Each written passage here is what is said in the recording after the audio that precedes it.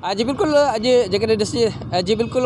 Election 2024 के हवाले से जी 8 फरवरी 2024 ते थींदड़ इलेक्शन के हवाले से जेकॾहिं असीं बदीन की गाल कंदासीं तो बदीन ज़िले के क़ौमी ऐं उन खां अलावा 5 सूबाई तकनि ते बीठल Pakistan peoples party GGA PTI Jamiat Ulema Islam जमायत इस्लामी समेत जो आज़ाद उम्मीदवार हैं उन्होंने तरफा भरपूर नमूने से इलेक्शन मुहिम जो सिलसिलो जारी व सारी है। इन वक्त अज Pakistan peoples party chairman Bilawal Bhutto Zardari की नंढी भेण बेबी आसवा भुट्टो ज़रदारी भी जेका है बदीन पहुंची रही है। जेका रैली की सूरत में मंदरा हाउस ते पहुंची उते पाकिस्तान पीपल्स पार्टी के ज़िले क़यादत समेत जो नामज़द उम्मीदवार हैं उन्हनि सां बि जेका है गॾिजाणी कंदी। उन खां पोइ शाहनवाज़ चौक ऐं अलावाला चौक ते अवामी मेड़ के खिताब कंदी इन हवाले से जेकर ॾिसजे तो बदीन ज़िले के पाकिस्तान पीपल्स पार्टी के बैनरनि झंडनि सां सिंगारियो वियो है। शहर की सफ़ाई जेका तमामु घणी तादाद में कई वही है। जेके रोडनि ते बीठल रेड़ा पीढ़ियूं गाॾा पीढ़ियूं जेके उन्हनि खे बि हटायो वियो है।